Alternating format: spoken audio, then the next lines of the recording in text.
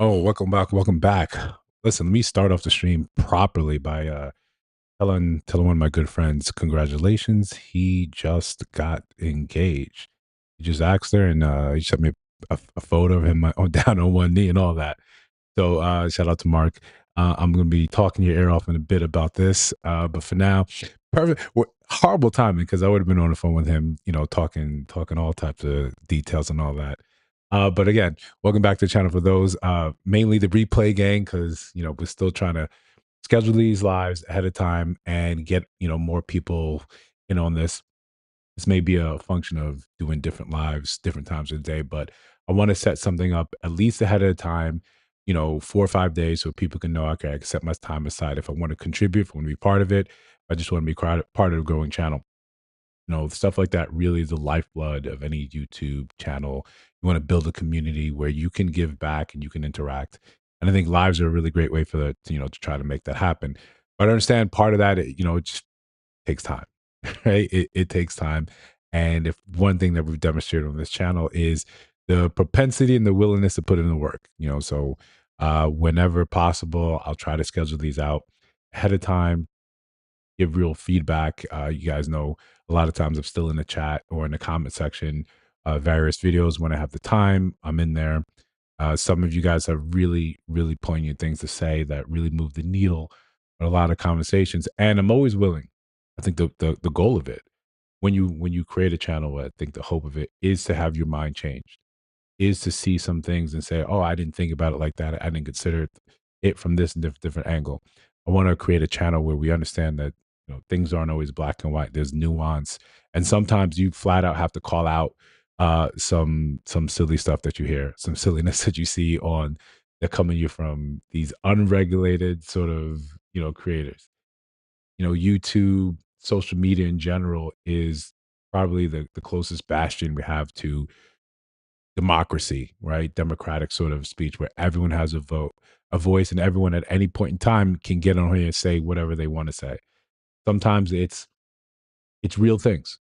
It's real things about their own heartache, with their own journey, about what they're going through in life.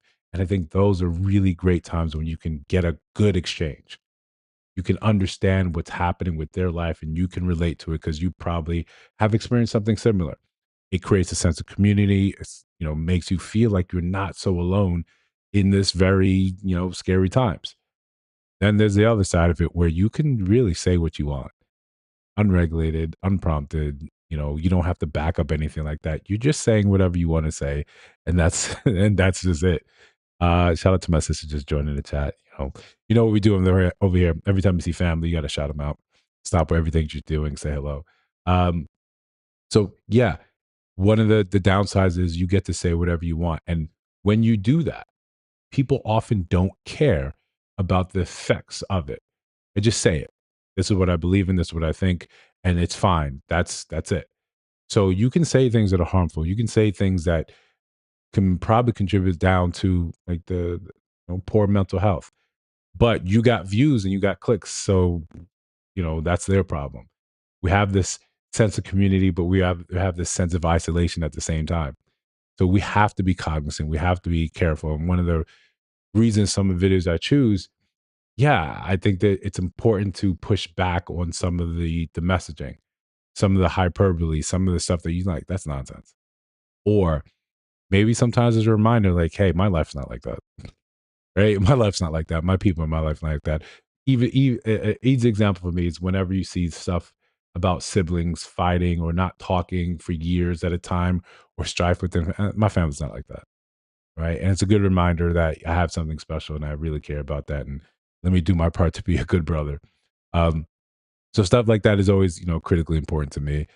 And it should be to you. It should matter what people post online, what they go out and what they say. It should matter because it affects you. It affects the people around you. It affects the people around you because it affects their thought process. Not everyone is as well versed as a critical thinker as I'm sure you are that are watching this. So it seems part of being interconnected, we have this propensity to simply download what the hive mind is thinking.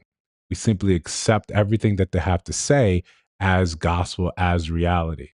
It's like we are waiting to be programmed. And maybe that is a function of our schooling. Maybe that's a function of our society of getting your W-2 job and being told what to do, when to do that, raising your hand to go use the bathroom. And maybe it's all a function of that.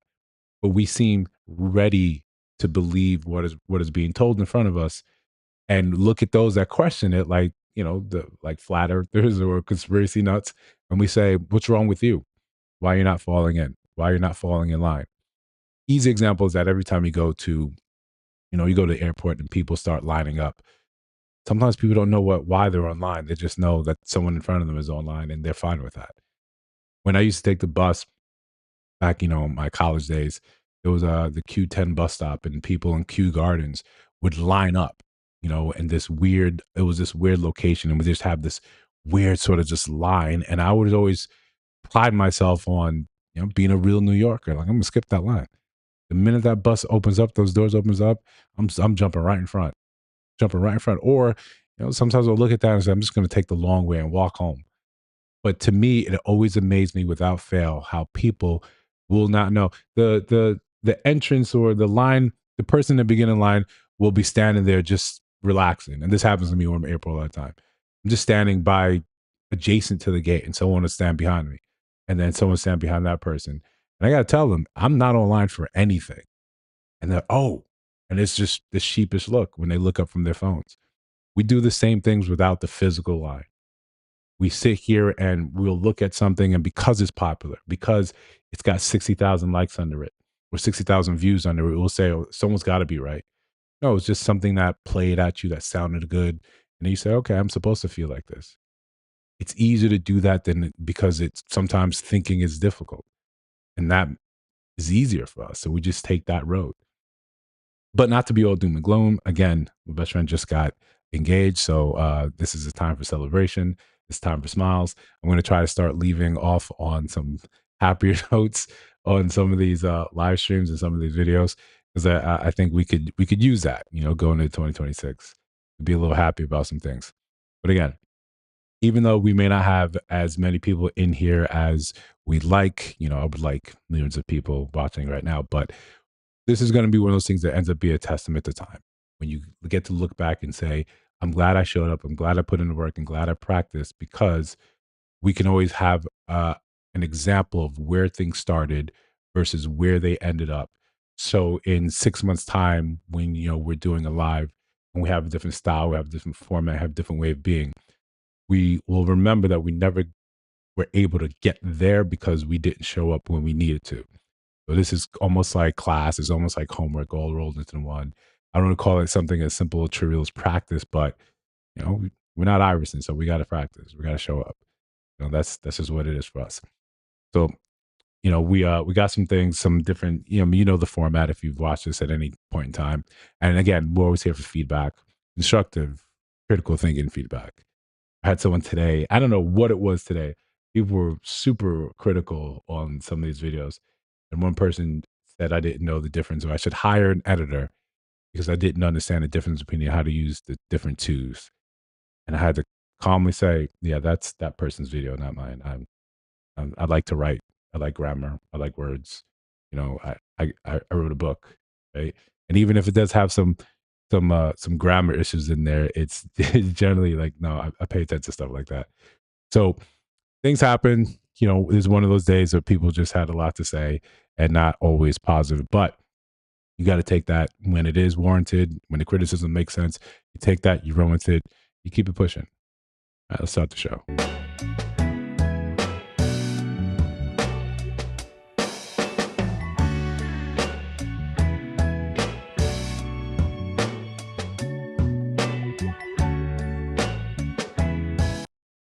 So yeah, Love and Money, one of our favorite ones here. I chose Love and Money, that name and that nomenclature because it's usually the things that go together. Right? When detectives are looking to say why was this person killed, it's usually love, money, drugs, the top three. And most of the times when we see it's one or the other. And sometimes it's very easy to find things about love and relationship in that cross section. What I'm happy to report, I've crossed over to the different side of social media. I guess because it's been more in my mind about investing in stocks and ETFs. So that has been what I've been getting fed. Shout out to the algorithm actually doing something in my favor for once.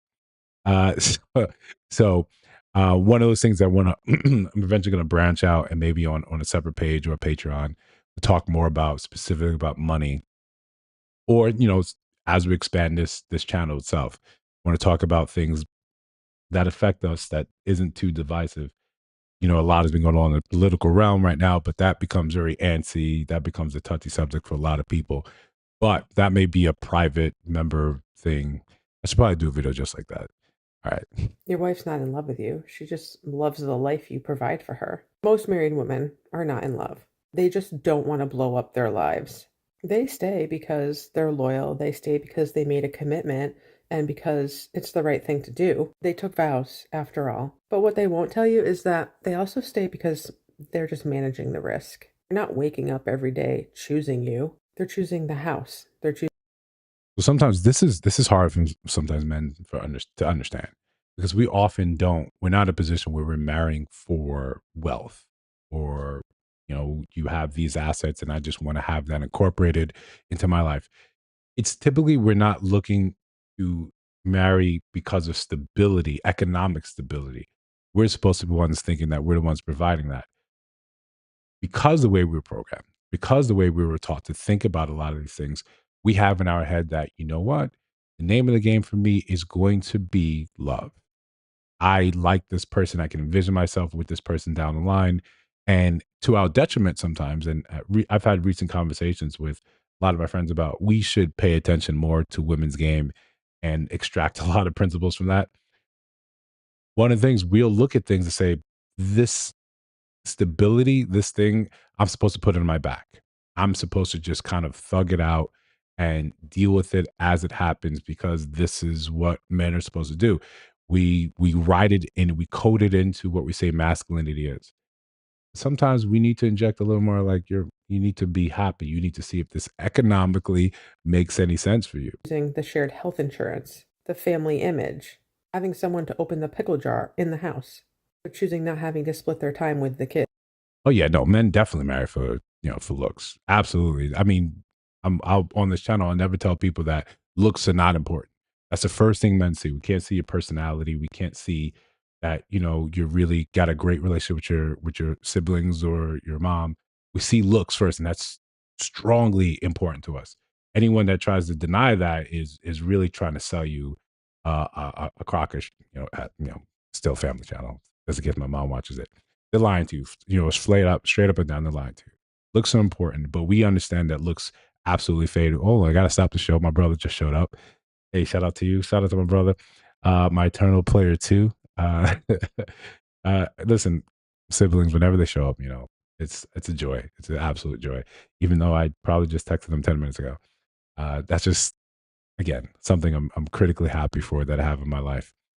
But yes, like we're saying looks critically important to men, and anyone tries to tell you that it's not, they're lying to you. You don't want to be with someone that is not physically attracted to you, is looking at you and saying yuck. You don't want that. Neither gender wants that.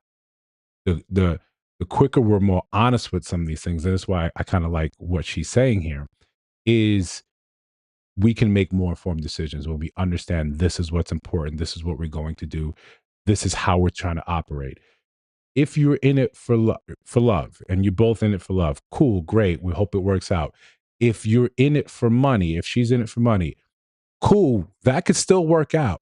When you see the young women, and men have to get this, I know, and especially when you're older, you're 50 something and she's 22.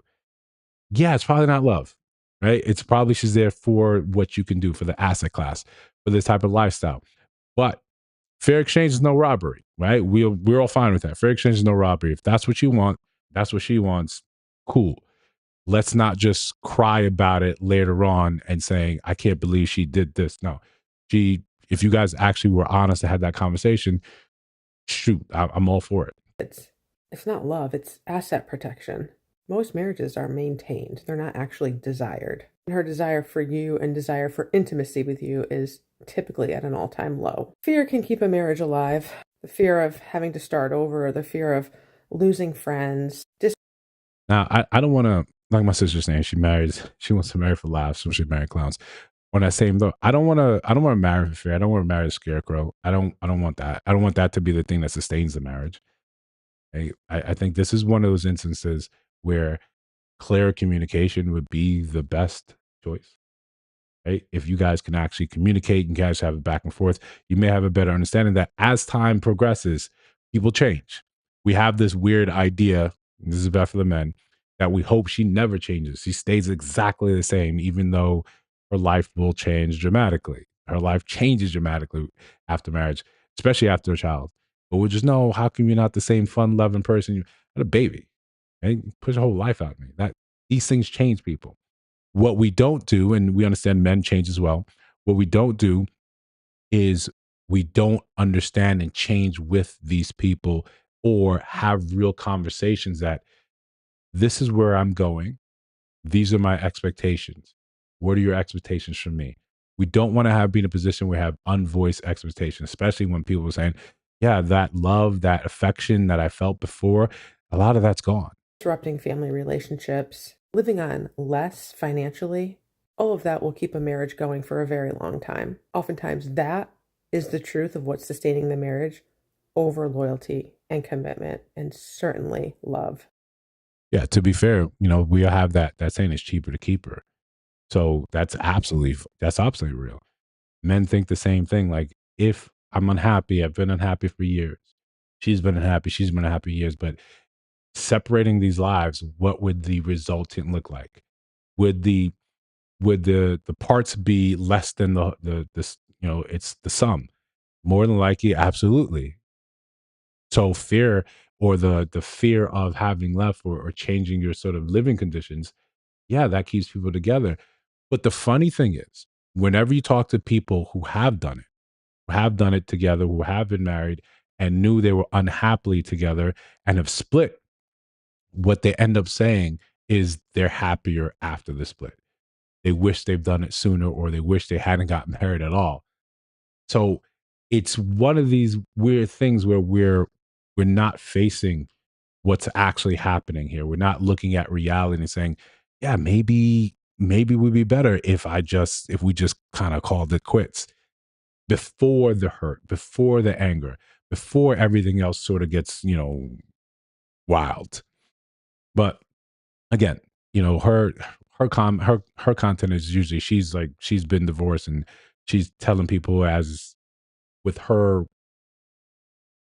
she's painting with, with her tinted glasses. She's looking at her brush is kind of wide, and she's just very kind of myopic about a lot of things.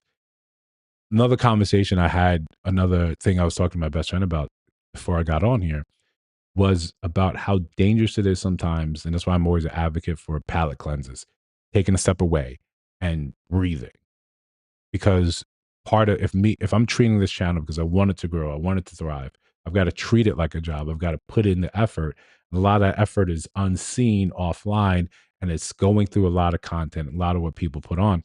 But when you have a negative, when the algorithms have a negative slant, a negative bend, it seeps into you, and you start getting sort of frustrated and myopic as well. So then you got to, touch grass. You got to call people. You got to laugh. You got to remember that it is a job, but it is not all consuming. I say this to say, it becomes very easy to get disenfranchised because positive relationships are not highlighted. Only, and the ones that are, it's the I buy him this. Look at us. We're having so much fun. We're in Aspen here. We're going here. It's the fakeness of it all. So when that turns around and it blows up in people's faces, they're like, okay, so was that simply just for content? It becomes hard to even see something that's positive. And he sent me a bunch of positive stuff today. And I'm looking at it. I'm like, I've got such a negative slant on it. And part of the conversation we had was like, yeah, this is my mindset. This is where I'm looking at it. And this is why I'm calling you, so we can go back to laughing and joking. And he's like, no, I sent that to you for it to be a good thing. I was like, yeah, but you saw how I took it. Yeah, I know. That's why I called. So It's one of those things that's very easy for you to get bogged down into the nonsense, and then you kind of end up losing yourself, losing sight of, no, if this works out, this would be very well. This would be the best thing in my life.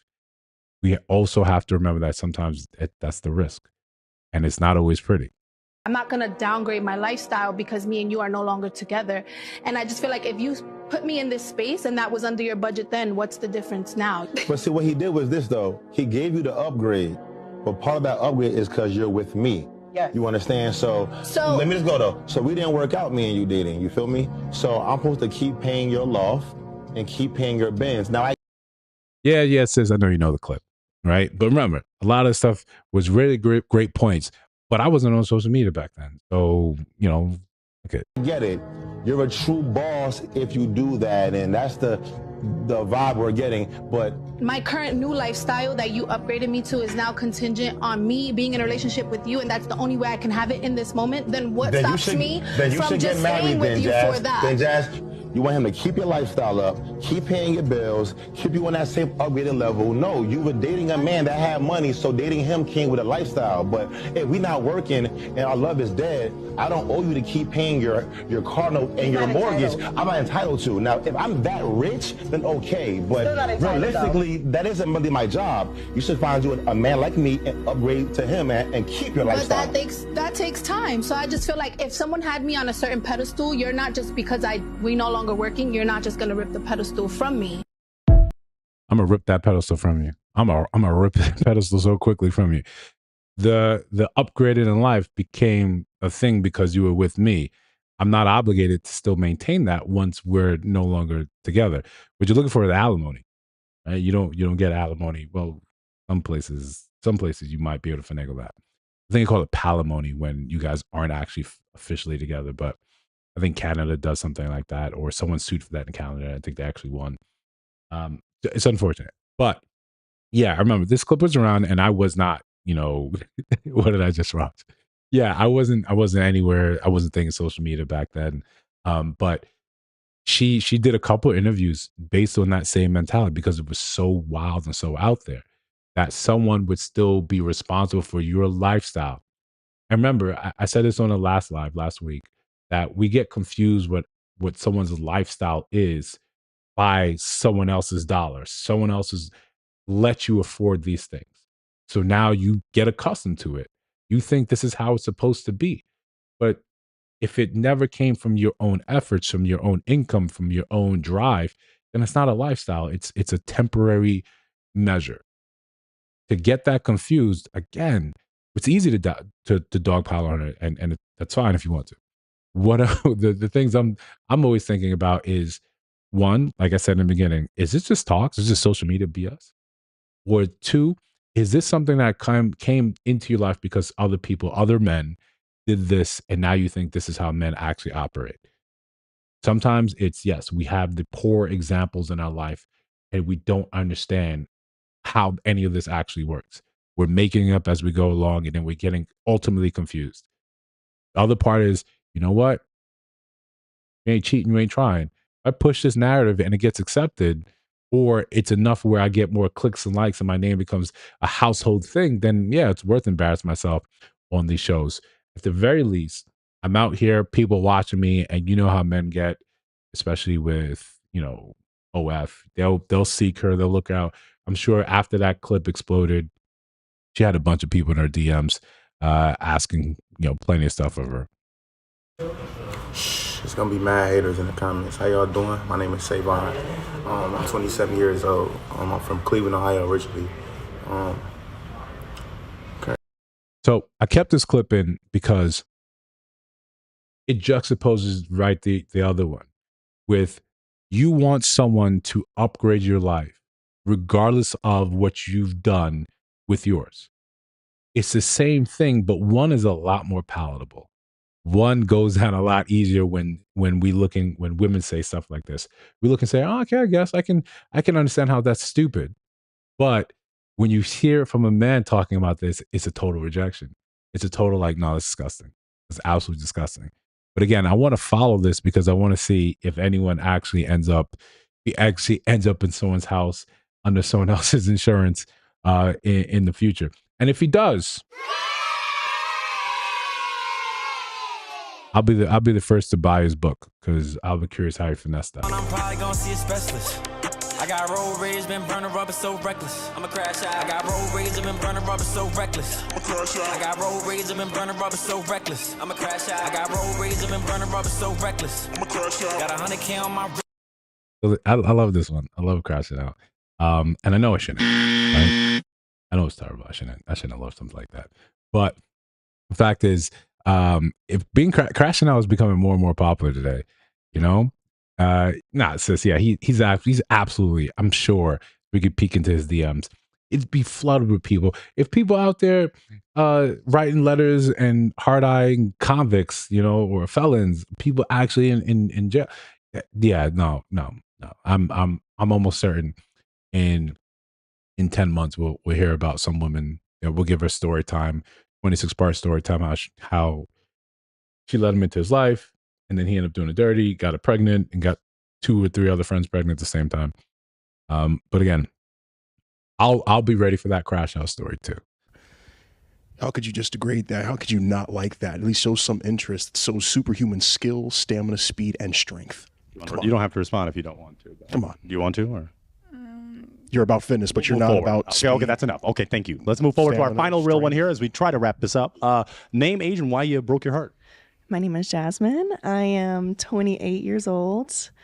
You don't have shoes on. I will say that first and foremost. Why is that a problem with everybody? Come on, man. We're in a public area. You did state that you are very cleanly. Yes. OCD very. maybe. Yet you're walking in a public place with no shoes on. It's kind of contradicting, and I don't like contradictory people. Well, you kind of diagnosed me as OCD. I don't have OCD. Okay. You know, it's perfectly natural in man's natural primal form to be bare. And hey, I'm natural, primal, and hey, if you weren't. So if I could have that confidence, I would love it. I would absolutely love it. That level of confidence that borders on delusion, that taps into delusion, I would absolutely love that. But he's primal, right? And there has to be something wrong with her where she's not calling him OCD. Fair. That was a bad diagnosis, but I didn't get that she was a psychologist or psychiatrist. We'll check with my brother as soon as he finishes CRNA. But then he'll be able to tell us for sure if, you know, he's actually OCD. But one of the things that I think men were kind of oblivious to is just how our physical stature, how physical appearance, how it plays off, how it comes across. If you're coming there and your whole thing is about being primal, then you need to be able to actually show it. You need to be able to have that look. But this is the type of people that go out there and they'll be upset. And be upset that, you know, I don't get women they don't talk to me. I don't get the attention. Something's wrong with them. There's got to be something wrong with them. There's some issue with them. It's very easy for us to get caught up in the way we look at our lives and move and completely ignore. Yeah, some of us need a lot of help. Some of us need a lot of help. A lot of us. I don't want to call it because people try to blame COVID those 2 years that people were indoors. But a lot of us are old enough where we touched grass a long time ago and we just don't get it. We just don't understand people. We don't understand that we're awkward. We don't understand that our physical stature, sometimes because you're taller, wider, bigger, is intimidating. Their physical presence could be an issue. It's one of those times that there's a lot of stuff not working for him. And because some people are forced to be polite, you know, how confidently or how politely do I have to say something to say, oh, you don't got shoes, right? You don't got shoes, and having shoes is kind of important to me. Let's continue. My place ever, right? No. Really? No, why would I come to your place? This is our first date. We're gonna like watch a movie or something. You got Netflix? Yes, I have Netflix, but like, no, I'm not coming over. Wait, really? Yeah. Alright. That's literally the thing with like women. They just expect you to just fucking pay. Alright. We'll come back to my place. We're just gonna watch a movie and then I'm gonna drop you. I'm not comfortable watching a movie with you. It's our first date. What the fuck? I don't Bro, we've been talking for hella long. We've been texting. But like, I don't do that. Off the first date? You want me to cash app you? Yeah. For this little $15 meal? It was more than 15. It was $15 for my food. So you're not gonna cash at me? Alright, bro. I guess I will. What? What? Chillin', bro. I'm blocking the fuck out of you. The giggling can't be helping can't be helping him at all. Again, like I said in the beginning, in the opening monologue, sometimes we download our ideas from social media. With this notion that, yo, I took you out on a date, we're supposed to now get physical. I'm not one of those guys that subscribes to Steve Harvey, make him wait 90 days. I'm not that guy. But where's this notion that I just gotta pay for a little something and then I get a little something? It's better you err on the side of caution, just say when it happens, it happens. If the mood isn't there, just because I fed you a little bit, that's not how it goes. Again, when we understand numerically, statistically, that 40% of men are not going to pass on their genes. It's just not going to happen. And I think that number has been pretty consistent. It's one of those things that you're not that, right? And because you don't understand women, and it's very easy for us to complain, or not to complain, to point out women don't understand men. That's why some of these takes make no sense. But it's not as if we hold the patent on understanding women. They're just as difficult and unknowable as the YouTube algorithm I've been struggling with for the last 6 months. Today's price is not, yesterday's price. You don't know. I just know tacos and pockets work. That's it. And I also know, just after a quick date like this, expecting there to be some sort of physical intimacy, yeah, you're probably not going to get that. You can't read the room. You can't read the vibe. You can't read the woman. Then you're going to look foolish. Now you're going to say, I'm going to block you right in front of her face. And again, we always hope that sometimes these things are just complete satire. So we have a better idea that, okay, it's playing. It's not what it is. But sometimes take it as face value and say, this ain't it, dog. This ain't it. I'll give that same advice my father gave me. Focus on your schoolwork. Focus on your schoolwork, because this isn't happening. If you're a content creator, then you know that a majority of content is just repurposed and recycled. You're going down your For You page, you see some girl, she writes a caption using some song, and you're like, okay, I'm gonna recreate it, and then you recreate it. But the thing that they don't tell you is that if you're a dark-skinned girl and you recreate the same shit that light-skinned girl did, or the girl with the loose curls, or the blonde hair and the blue eyes, you're not gonna get the same type of attention and attraction and validation, because you're fucking whatever. You're not what society deems as conventionally attractive and okay and appropriate, and you're not allowed to say nothing. You're not allowed to say nothing. That's not fair. I have struggled so long and hard with my identity and feeling like I belong, and like there's nothing wrong with me, because there isn't anything wrong with me. I cannot control the fact that I can't control my childhood. I was not the parent. And unfortunately, no, I did not listen to my mom, so I did put myself in sticky situations. Maybe there were a couple of times that I could have avoided being assaulted. Maybe there were a couple of times that I could have avoided my abusive relationship had I listened to my mom, but I didn't, and I had to pay the price for that, and I'm trying to be a better person every day, but does anyone see that? No. Does anyone care about that? No. All they see is an aggressive black girl talking. That's all they see. I'm not aggressive. I'm not a malicious person. And I can't shut up. I wish I could. I really wish I could shut the fuck up. But I can't. And when I am by myself, my head tells me that I don't belong on this earth, so I can't stay isolated. I have to make connections. Social media isn't really these connections. Some of these aren't real. Okay? And when you have that type of crash out, is indicative of larger problems, and that you hinted on a lot of those, from being assaulted, your relationship with your mom, but even in the beginning about that acceptance of putting yourself out there in comparison with someone else does, and you not getting the same sort of traction, the same sort of attention, speaks to a need for to be validated in similar ways that they are. That's a never ending, race. That's a never ending sprint that you will never, ever, ever chase.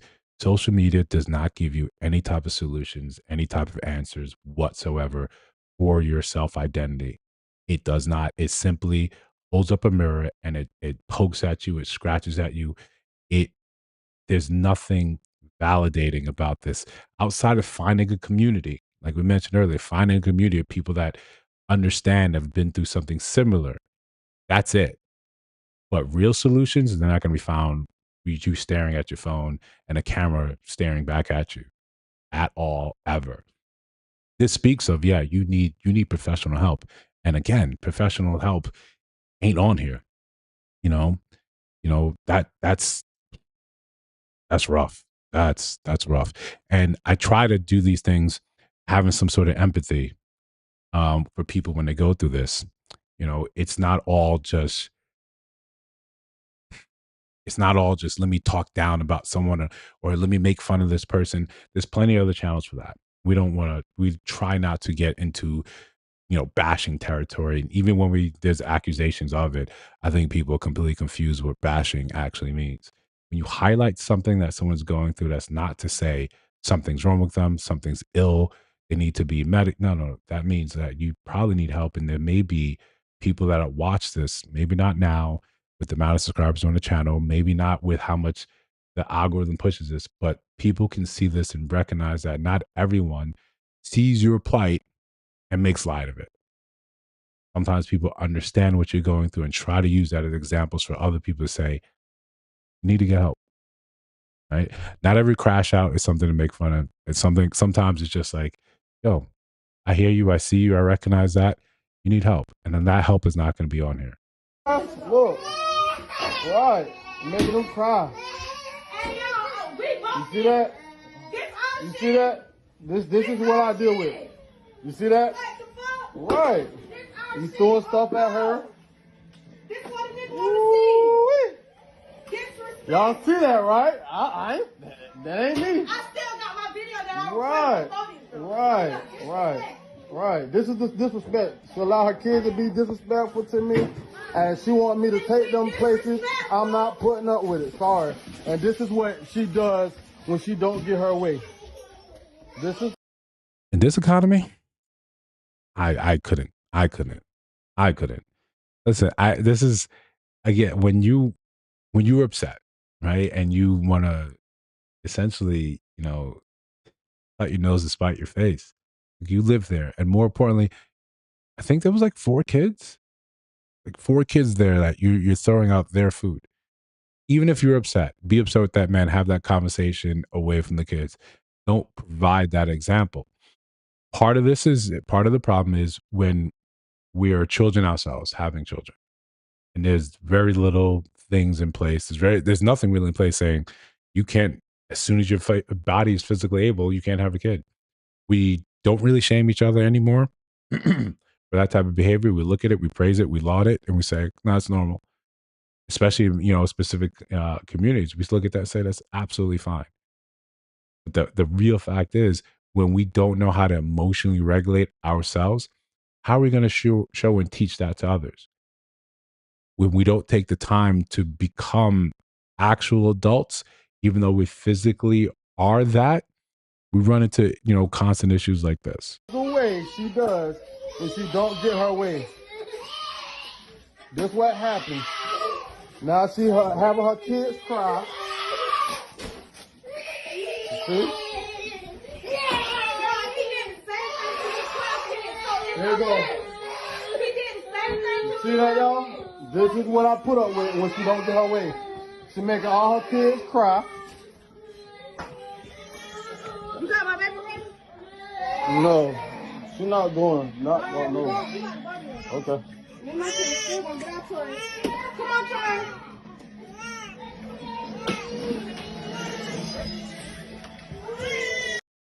This feels like all too normal.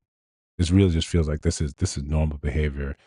And from his language, is her kids. You're not claiming them. That's not. Again, this is just completely unfortunate. This is completely unfortunate. It's not for me. It's not for me. I couldn't, mm-mm. Wouldn't let that shit happen to me though. Listen, just a waste of food right there. The waste of food right there. And I don't want to say anything about, sort of how the food is purchased, but that shows like it's not purchased with your own money. You even when you're mad, even when I'm ready, like when I'm really upset, when I'm ready to crash out, I'm not destroying my stuff. Like I like my stuff. Right? You can punch the air like Cuba Gooding Jr. I'm not punching a wall. I'm not destroying anything that's going to require money to fix afterwards. In fact, pour yourself a drink, sit in a chair, call up a friend, and just vent. But I'm not doing anything. If I get to the point where I'm emptying out my fridge, and again, I like to cook. If I'm emptying out my fridge, I'm throwing my food on the floor. Listen, I just give me a second. I got to get myself together. I'm grateful I don't have kids that are going to watch that, emulate that, and be able to. And again, I'm always thinking every time I'm kind of making moves, I'm thinking, what would my siblings think? My mom was watching this. What would she think? What type of 3.5, 4 hour conversation I'm going to have with my mom? Shout out to her with justifying this sort of behavior because this is going to require a lot of corrective action. So if this is you, then peace be with you.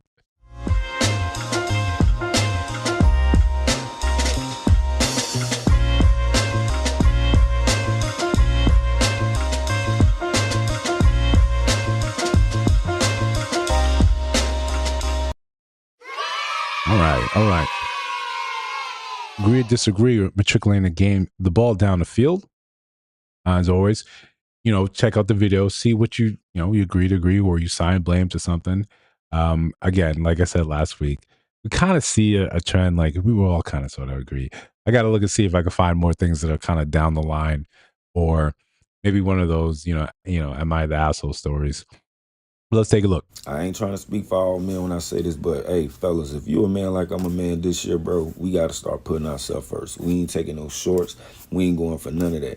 We ain't fixing what we ain't break. We ain't trying to build what we ain't tear down. You see what I mean? Stop trying to force shit. It's like this right here. Start being selfish. Put yourself first, bro. Hey, all that, this what a man's supposed to do and going off of that bullshit, that type of mentality, bro, that shit over with. If we ain't respected, if we ain't care, we ain't love, we can't get what we ask for, fuck all that. Like, if you a man in a position where you don't need no woman, you don't need nobody else. If you out here handling your business, taking care of your kids, you out here trying to have shit in life, you ain't in these streets, you got your head on right, ain't no more selling yourself short for nobody, for nothing. I don't care who it is, bro. Like, this year, put yourself first, my guy. If you done been going at this shit, like, dealing with life, struggling, trying to keep shit together, you see what I mean? Figuring out a way when it ain't no way, bro, this one for you. Don't let nobody tell you different. Don't let nobody play on your emotions and intelligence as a man. And I'm going to tell y'all, men, start protecting your wealth. Protect your money, your livelihood. A fool and money will soon part. Don't be no fool with your money. Think about it. If you got there by yourself, you need to think about it. How would it be if you was still there by yourself with nothing? All my men, if you handling your business this year, 2026, ain't no more taking no shorts, no losses, no selling yourself short. It's your way or no way. Bottom line. I like that. I've always been an advocate of whenever you meet someone and they have their trauma. Like we all have trauma, but excessive. Like we saw in the last video, throwing stuff out of the fridge, throwing the food on the floor. That level, I'm not sitting with you. Right? I'm not gonna come in after you crashed out and help you clean up. Nor am I going to take the brunt of whatever triggers that are currently exploding within you and take the brunt of that. To me, that's one of the greatest, the biggest red flags you see right there. If you were dealing with someone and they start tripping for whatever reason, you're like, where does this come from? You don't walk past that red flag because you enjoy their company, because you like the way they look, because all these, no. Because that's going to, what you allow, what you ignore, you condone. And you sign yourself up for saying, this is what I'm going to deal with going forward. I'd rather sit there and say, no, listen, if you don't understand, one, the worth and value I currently bring to your life, then I don't need to be here. One of the things men constantly struggle for is that feeling like, like appreciated, that gratitude. So if off the rip, you're not showing that, then yeah, I don't need, it's only gonna get worse. It's only gonna get worse. It's over time is always just kind of sort of degrade. So I'm not gonna be part of this. You know, uh that's just that's just fair. I didn't cause this vitriol. I didn't cause this response that you're having. It's all incumbent upon us to be as healed as we can be. It's an ongoing process. It's a constant fight. You have to do it again and again and again and again. It's just like cultivating peace. It's a daily, weekly process.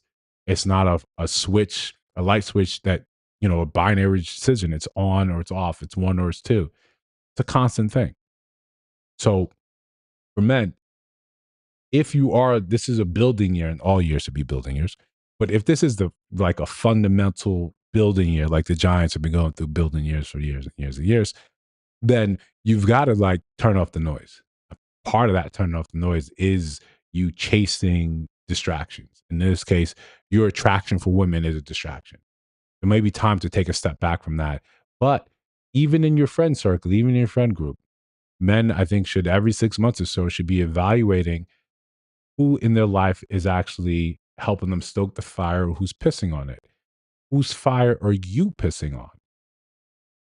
Sometimes you need to remove yourself. You need to understand that I'm not where I should be mentally and I'm causing more strife than I'd like. No fault, no real fault of your own, no conscious fault of your own, but you need to get right. And sometimes you're not.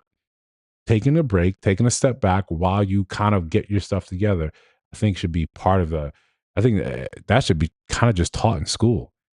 That should be the regular thing that men sort of understand you've got to work on, you've got to go through. Let's continue. And that's the thing, like, men can't be both like these big stupid fools who don't understand anything, who always miss the point, who are just oblivious to everything, and then also be these manipulative mastermind narcissist geniuses who are able to manipulate and outsmart and outwit every single woman. Like, they can't be both things. We got to pick a narrative, or you could do away with both of those and just stick to what makes sense. You just picked the wrong one. But I agree, like, are men stupid or are they not? Because if all these men is dumb but we all keep being manipulated, will we be dumber? Maybe. No, I don't know. I just work. Yeah, I listen, I agree. I'm a big fan of well-written villains. Right? Shout out to MCU, the old MCU. Like the way they did Thanos back then, even though it wasn't comic accurate, it wasn't about balancing the universe of resources, but that was a good villain. You can relate to some of the things, the motivations that he went through. My favorite villain is going to be Doctor Doom. It always has been, right? I like a competent villain. But most of these men, they're not Doctor Doom. They're not genius level intellect, sorcerers, inventor. They're not that. They're not Spectre. They're not a 007 bad guy.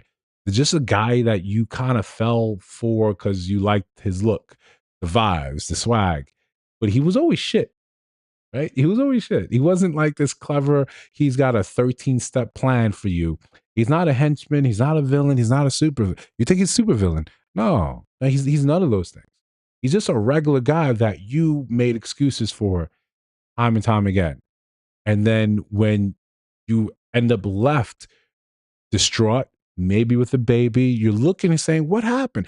No, because it's easier to call him Lex Luthor than admit, like, yeah, I kind of suck at myself. I'm the dumb one. It's easier to prop him up and give him incredible props for doing something. He did this to me. Not likely. Not likely. He's just as dumb as you see him now. He was always like that. Once the limerence and the affection and attraction faded, and you kind of just see the way he lives, the way he moves, the lack of decisions, the lack of ambition. He's just cute. You got fooled. Not by him. You were the villain. When Dr. Doom takes the mask off and it's you, that's what we're looking at. It's especially when you want to downgrade and denigrate men and say, you're not that smart, you're not that educated. Okay, why do you keep getting fooled by them? Or a woman's intuition? Why can't you see this guy? Because a lot of that stuff that we hear on the internet about men have to do this, he has to be, the sixes, the triple sixes, he has to be all these things.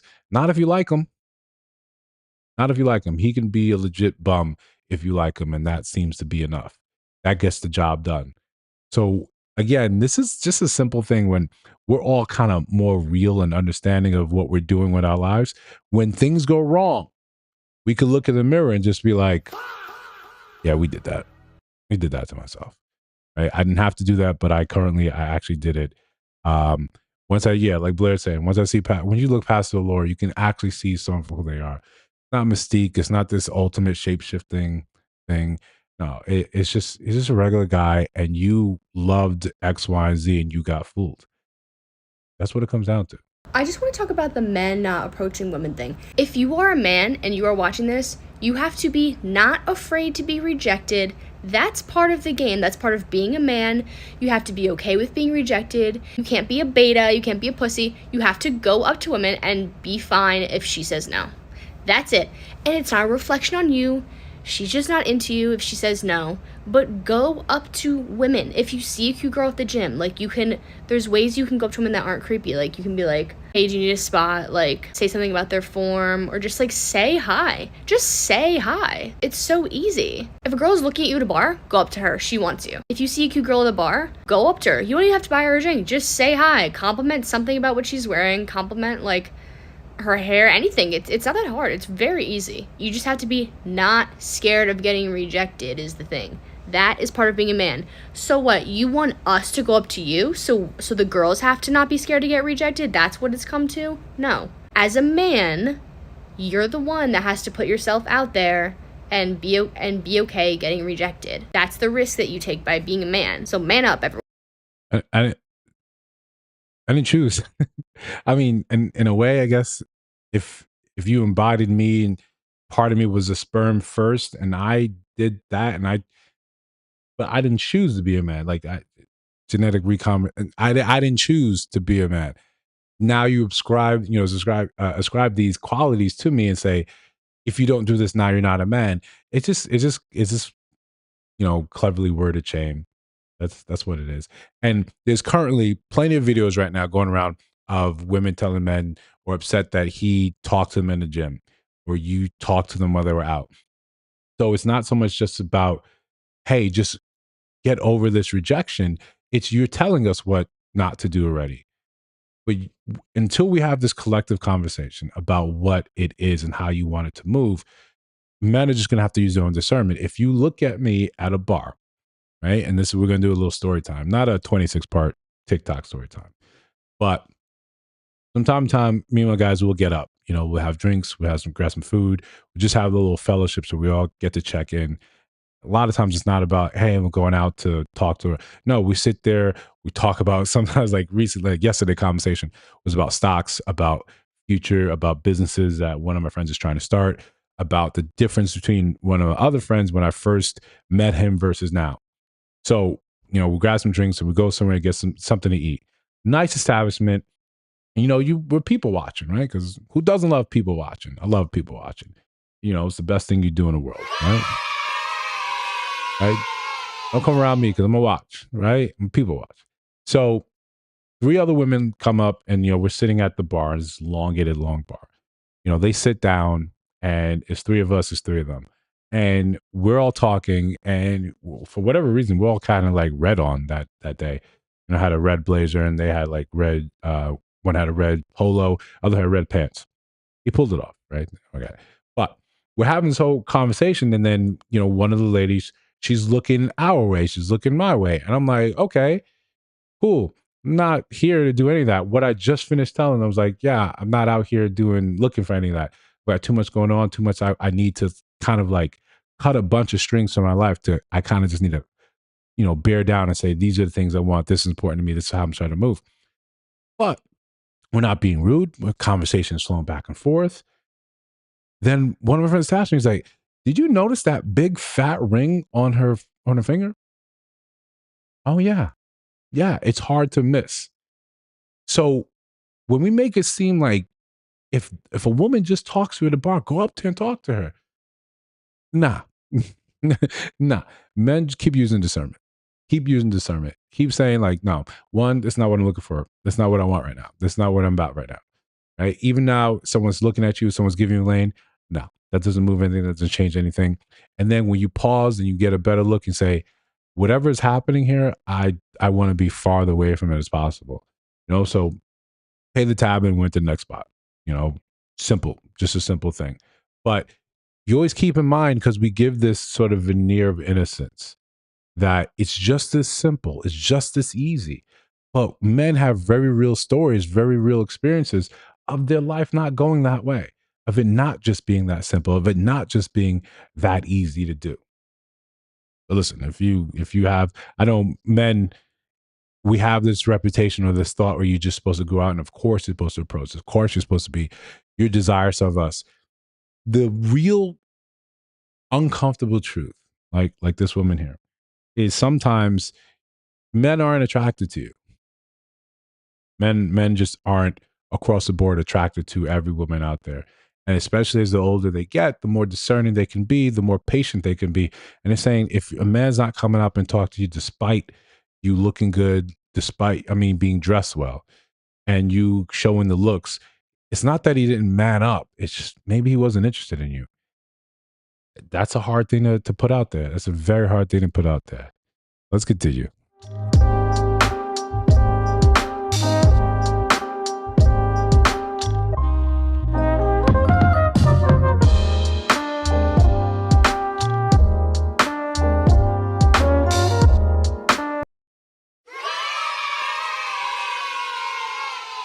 All right, we're back full screen.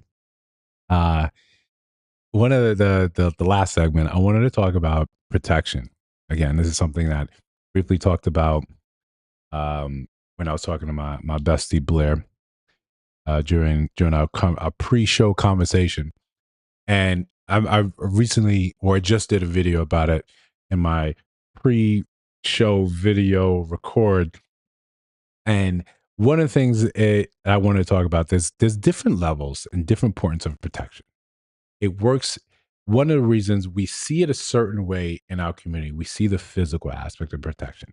We see the men throwing down, the throwing a couple of blows, or sometimes simply confronting another man, and that tinge of violence, that aura of violence, kind of just being around there. For whatever reason, in our community, we believe that to be real protection. We become accustomed, and maybe, like I said in the video that you guys have not seen yet, so I apologize for that. Maybe it's a thing that, because we look at things from the screen, because we're so used to a visual medium in life, that if it doesn't look this way, we don't know what it is. But like my mom also told us growing up, prevention, an ounce of prevention is worth a pound of cure. If I can avoid or steer you clear of that situation, am I not protecting you? Why does that come across more sometimes as cowardice? Because you expected the fight. But do we understand what is the fallout from the fight?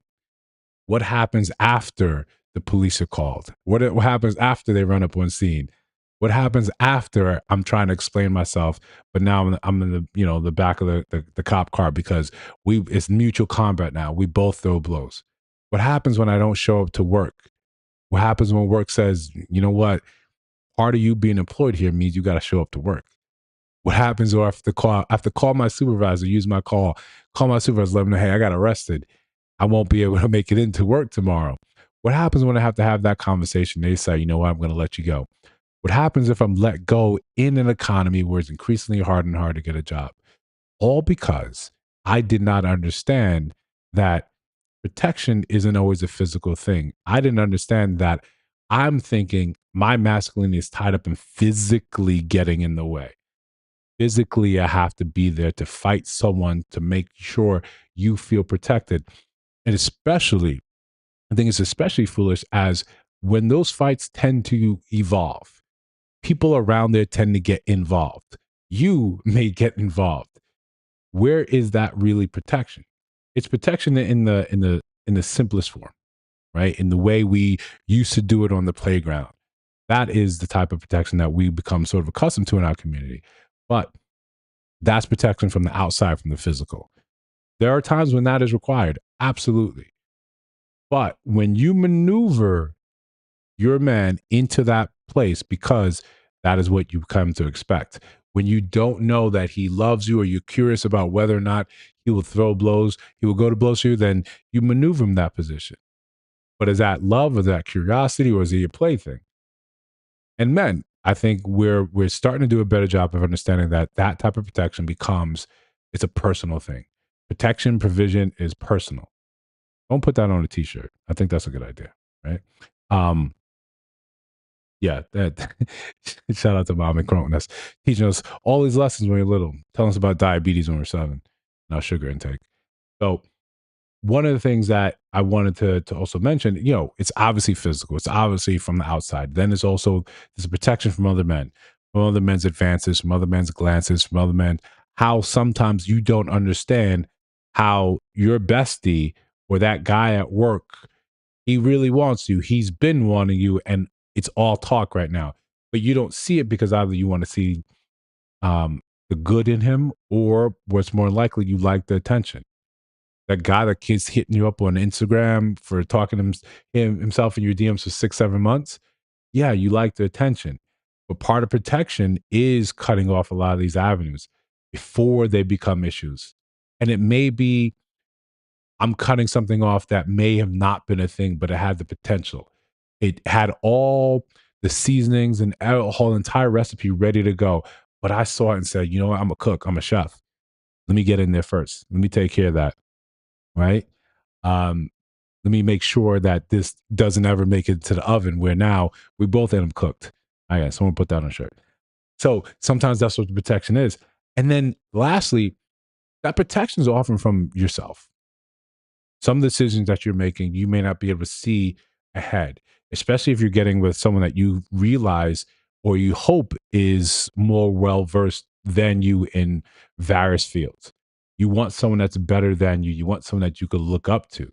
You want someone that's competent. Part of that competency comes from forecasting yourself in the future and saying this could potentially be an issue. You may not see it, and it may take too much time to explain the nuance. You may even disagree with the nuance of how I arrived at that conclusion. Nonetheless, me steering you in this direction is protection. Me saying, hey, you might want to start bumping up your contribution to your 401k right here. You might want to create a backdoor Roth if you make too much money. You might want to invest this, and here. You don't see it. You just see it as that money becomes tied up and I can't do something that I planned on doing. But you don't see that that protection is forecast 20 years into the future. That protection is forecast because someone is paying attention to financially how many people are retiring without enough money to last them 5 years. That protection comes from someone that's sitting there and looking and saying, this is the way the market is going. These are the things that become hazardous. AI is becoming a wonderful, treacherous thing that may replace you in your job. That sometimes is not a space that most people occupy. It's not to say that women are good with money. My sister right here is phenomenal with money, absolutely phenomenal with money. Um, so it's not to say that these things you aren't well versed, but we understand that we often miss our blind spots. We miss the things that are important to us, or we're just not competent enough to be all the things at all the times. That's a very normal human thing. I'm good at plenty of stuff, and I'm bad at plenty of stuff. My partner would have to complement the stuff that I'm bad at. I may be driven, but I may be trying to do too many things at one time, which is when I say trying, I mean, that's absolutely true. Someone coming in there and says, you need to be focused like a laser on this task, and then this task, and then this task, and this task. Lays out the schedule. This is what your week looks like. This is how you're going to go about tackling these things. These things are protection, right? And often we make the misunderstanding that protection is simply one way because we come used to it, protection being a thing against violence. No, no, no. Sometimes you need protection against yourself, about your darker impulses, how you sometimes spiral. These are things that we need to sort of, when we're talking about that conversation, we need to flush out. We need to make sure that, hey, this makes more sense. This way we can start appreciating our partners who are actually what they bring to us, not simply a meat shield someone to stand in the way of some sort of bullets or anything like that. But listen, we're gonna try and do this again. Shout out to my family showing up again. Shout out to you guys. Guys, really appreciate you. The activity in the chat. Anyone new that came into join the live, I appreciate you guys. We're trying to do this more or less regular. Try to maybe throw in an impromptu live sometime during the week, or maybe end up changing this from Sundays. But we'll see what we can see. We're trying to commit to something that's more regular. You guys can know, hey, I'll tune in for an hour and a half, depending what's going on, depending what we want to talk about. But I think in that way we can start building something, build a community where we have more or less a back and forth, because I think that's important. I want you guys to feel like you're getting something out of this rather than, a couple of clicks and entertaining. And I think that way we can actually both benefit from this. And again, the channel should grow, should change with your input. But if you leave it to me, I'm just going to keep going kind of the way I think things should be. Before long, we'll be talking about more Marvel and dragons and such and books. But again, that's me. I want this thing to be something of a community. So for that, guys, I'll see you in the next one.